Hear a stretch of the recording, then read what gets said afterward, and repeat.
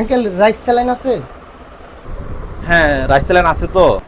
Uncle আমাকে তাহলে এক প্যাকেট রাইস স্যালাইন দেন। ও আচ্ছা, ঠিক আছে, তাহলে রাইস স্যালাইন নাও। আচ্ছা, দিচ্ছি। এই যে।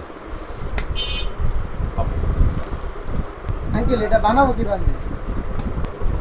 ও আচ্ছা, এটা বানানোর নিয়ম তো এখানে সুন্দর লেখা আছে। হ্যাঁ, এই যে এখানে লেখা আছে। হ্যাঁ, তোমাকে যে কাজটা করতে হবে, এটা মানে হাফ লিটার পানি নিতে হবে, বুঝছো? হাফ লিটার পানি নিয়ে পরিষ্কার একটা পাত্রে হাফ লিটার পানি নিবে, নিয়ে ওপরটা স্যালাইন মানে যে সবটুকু স্যালাইন এটার মধ্যে ডালবা। হ্যাঁ, ডালার পরে তুমি এখানে 5 থেকে 6 মিনিট এটা ইয়ে করতে হবে, মানে চুলায় দিয়ে নাড়া দিয়ে এটা মানে জাল দিতে হবে আর কি 5 থেকে 6 মিনিট। হ্যাঁ, দেওয়ার পরে এটা তুলে ফেলবা, যাতে 5 থেকে 6 মিনিট দেওয়ার পরে কিন্তু নাড়া রাখতে হবে যাতে এটা জমাট না বাঁধে আর কি, ঠিক আছে?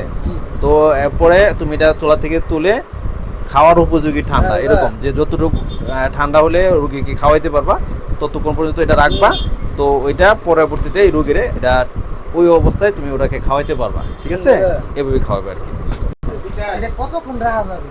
এটা হলো এটা রাখার নিয়ম। এই যে রাখার নিয়ম, কিন্তু রাখার নিয়মটা এখানে লেখা আছে, এই যে 6 থেকে 8 ঘন্টা পর্যন্ত রাখা যাবে, ঠিক আছে? 6 থেকে 8 ঘন্টা, ঠিক আছে? আচ্ছা ঠিক আছে।